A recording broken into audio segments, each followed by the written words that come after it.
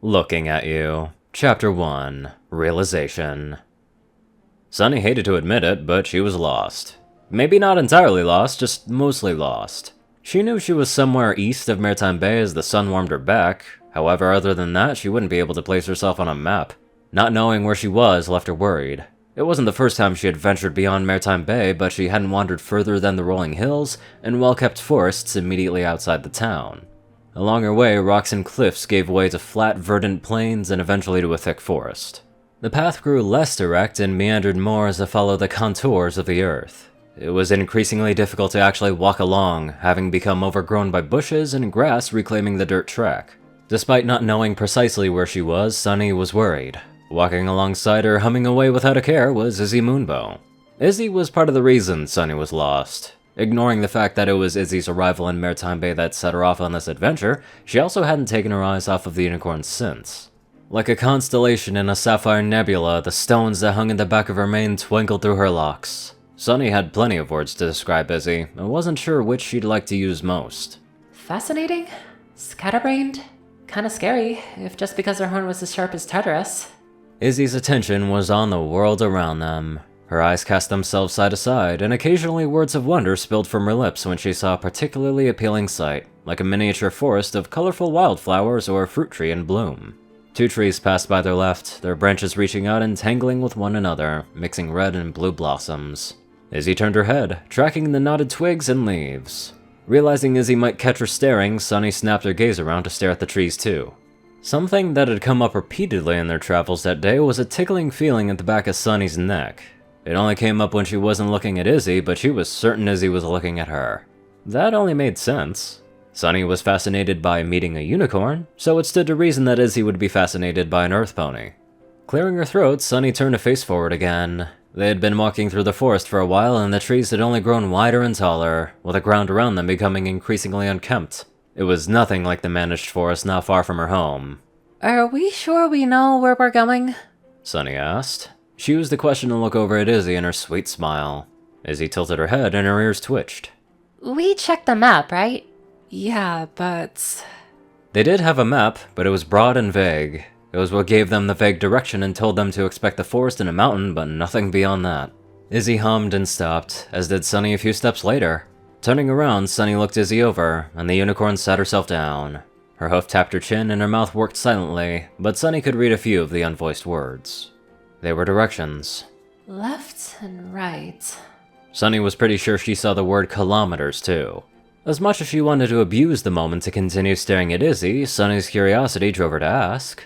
What are you doing? One magenta eye popped open. Retracing my steps. She said simply, before shutting the eye again. I know how I got to Maritime Bay. I think I can figure out how to get back home from there, and I also think I might have seen some really tall mountains. Izzy smiled and laughed through the word really as she stretched it out. And that will help you figure out where we are right now? Asked Sunny. Because I'd say we're still pretty lost in the hills. Both of Izzy's eyes opened in full, and in a flash she was on her hooves facing to the right of the path, then turned her head back where they came. Maybe, but I got the skills to figure out where we are from just that. A hoof came up over her brow, shielding her face from the sun's glare. But not that way. She added, her tone as flat and serious as Sunny figured Izzy could ever sound. It still sounded put on and forcefully deep, like she was mimicking Hitch on one of his broodier days. Izzy glanced back over her shoulder, her expression brightening up once more, and she giggled.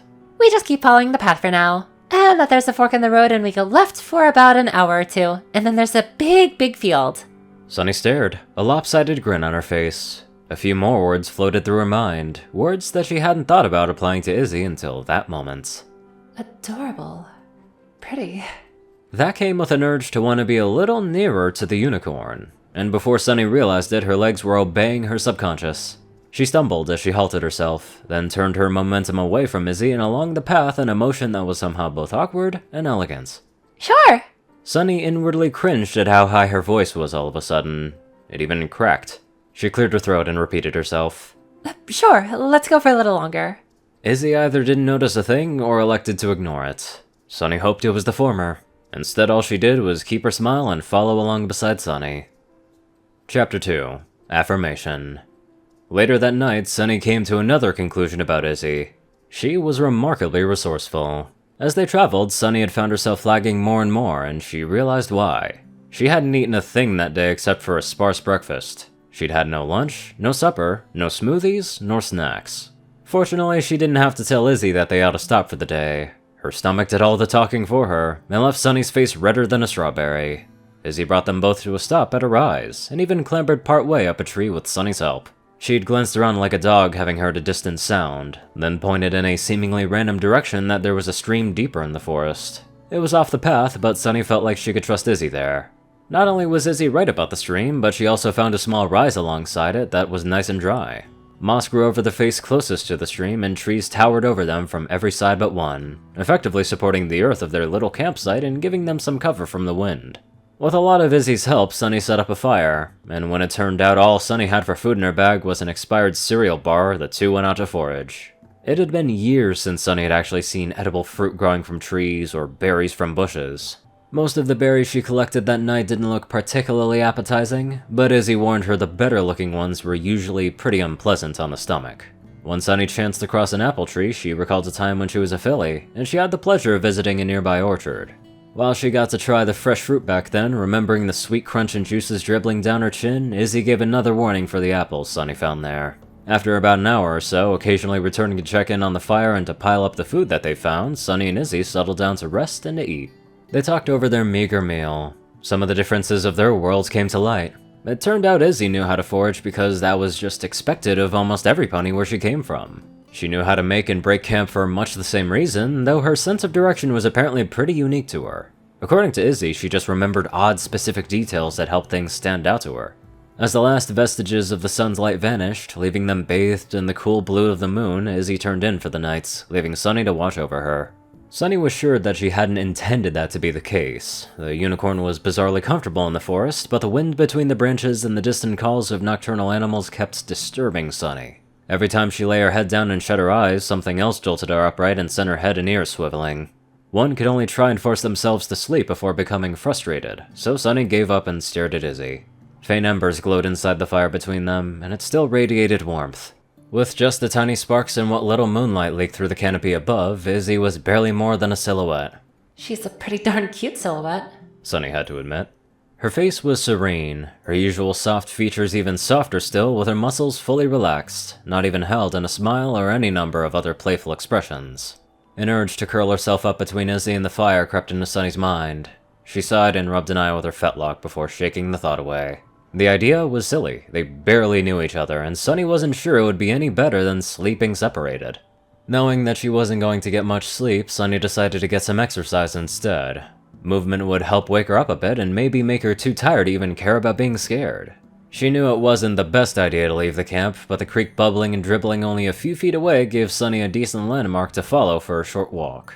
She'd follow it along for a few minutes, then turn back before too long. Sunny set off, keeping her pace slow and careful, while she concentrated looking down at the ground. The earth immediately beside the water was damp and clingy, made of not just soil, but older rotting plant life and bark from some of the trees. It was soft and comfortable, and she'd grown wonderfully familiar with it over the course of the day. It made her think of Izzy, and Sunny smiled to herself. She had been trying to discern what the scent that wafted off the unicorn was, and that was it. She wondered if it was some kind of unique unicorn shampoo, or if Izzy was just used to sleeping on the forest floor most nights. It didn't matter. Sunny liked the smell. The stream itself was crystal clear, bumbling over dirt and past more moss-ridden rocks and rises. She had thought about possibly damming it somewhere or using her bag as a makeshift net to catch some fish, but Sunny silently decided against it when she hadn't seen so much as a minnow swimming in the water. Perhaps it was too shallow, and she imagined the only living things in it might be a few bugs and the occasional toad. Every now and then a bush or a tree brought Sunny away from the stream, but she easily found her way back. That was until the third bush-ridden mound, and when she passed it, Sunny found the stream had all of a sudden ended. Humming to herself, Sunny decided that it was as good a time as any to turn back. For the fun of it, she decided to return on the other side of the stream. It ran slow and was narrow enough she could easily hop back over without any danger to herself. Yet, as Sunny circled the mound, the stream showed no sign of itself. Even with a dim light, Sunny was sure she could be able to make out the ditch the stream cut through the forest floor, and the babbling ought to be obvious, given the dead silence of night around her. Planting her ears backwards, Sunny swallowed down her fear. She was lost. She was sleepy and wandered away from the camp and was most definitely lost. Sunny turned tail and followed the mound back the other way, yet it felt like it just kept going and going and going. Once she'd passed the same knotted tree the third time in a row, Sunny was sure she had got herself turned around somewhere. Sunny drew in a deep breath that fought against an invisible band across her chest. Shutting her eyes, she planted her rump on the ground and began to think. She had to figure out what the best course of action would be. She could just wait there, but she'd be somewhat cold and quite possibly not safe, and without the only companion she'd brought out here. She could try and find her way back to the path, but the sun had set hours ago. She wasn't exactly sure where the moon was in the sky, but judging from ghostly blue rays of light, it was almost directly above her and useless as a guide. As Sunny's mind fished for a third option to save herself, she caught the sound of rustling leaves off to her right. Her eyes opened and her head turned in one snapping motion to the sound, all with a whimper of worry. Then all the anxiety in Sunny's chest flowed out of her when she made out a vaguely familiar silhouette, complete with a flowing mane and a single long horn. Izzy? Sunny asked the shadow, and the shadow giggled in response. Oh gosh, I'm so lucky that you found me. Sunny said, the words tumbling out with a laugh. I got turned around and... The shadow darted off, and anxiety flooded Sunny's lungs again. Hey, wait! She called out and bolted after it. The soft earth and slippery stones led to Sunny's hooves sliding, and she didn't get up to speed as quickly as she would like. Fortunately, the giggling shadow was having similar issues as its hooves slid this way and that when it maneuvered around a bundle of roots or a gnarled-looking bush. Izzy, slow down! Sunny yelled. The shadow turned its head but didn't heed Sunny's words. Instead, to Sunny's surprise, something spouted from the figure's back. With 2 quick beats of the new limbs, the figure took off upward. With her head turned skyward, Sunny didn't see the thick tangle of bushes and roots ahead of her. 1 second, she saw the canopy and the shadow soaring above her. Then the next, she was in shadow with leaves, twigs, and stones all poking painfully at her sides and chest. The lurching feeling of the world falling from beneath Sunny filled her gut as she continued to tumble through the foliage. Her own shrieks and yelps echoed off the trees, while Sunny shut her eyes tight. It felt like a minute to Sunny, but it was likely only a few seconds until she came to a sudden stop. She was sore, but nothing screamed in pain at her like she expected a broken bone might. Nevertheless, she remained prone on the ground and groaned while she opened her eyes up again. A bright light hurt her eyes, and she snapped them shut again. Even with her eyes shut, the light bled through them. It was consistent and unchanging, and unlike the faint rays of the moon, it was comfortably hot. With a confused noise, Sunny opened her eyes again, taking care to open them slowly and let them adjust. As her eyelids peeled, they revealed a wonderfully familiar sight. She saw the smooth brick road of the seaside boulevard back home, and the red brick archway above it.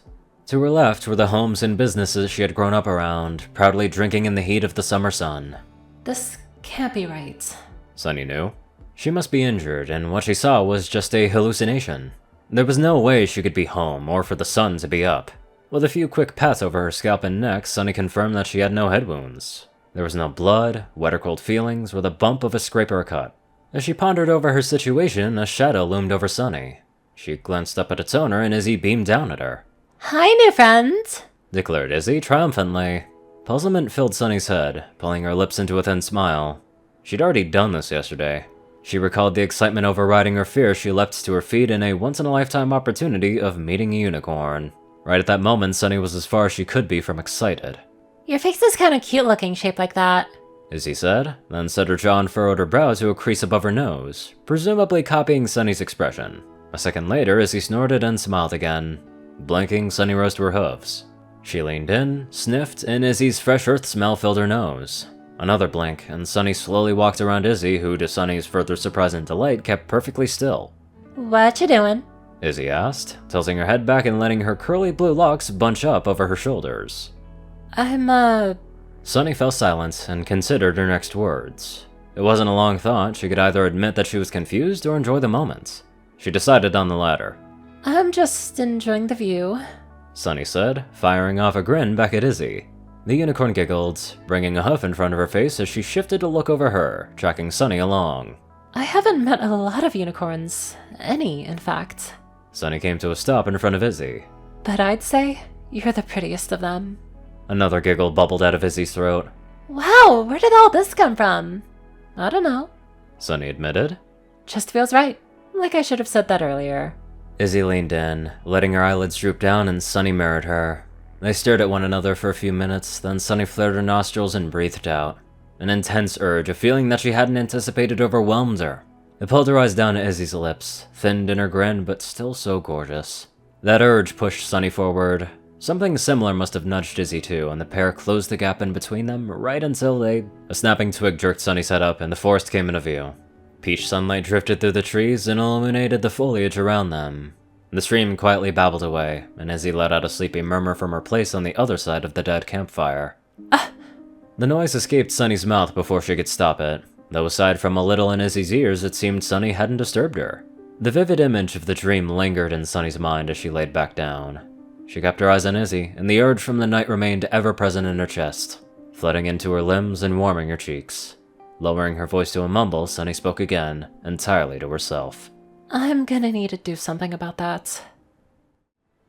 This is adorable. This is pretty cute. Yeah, it's such a cliche thing. One person wants to say they like each other to another, but it's nice sometimes. Anywho, let's get on to our classic donators. Top donators are 630, J10Man, Only One Thing, Ceru, Orion, and IronSky. Darkside, Rayden, Narwhals, Blackmoonheart, Pastel Skies, Austin Rolan, Stu Hex, Sword Brother and Mordred, Omicron, Lyrae, Will, Chris, Twinkie, Riot Soul, Badass Waffle, Shadow Moon, Luigi88, and many more beautiful people. Thank you all so much for watching this video, and live life to the fullest.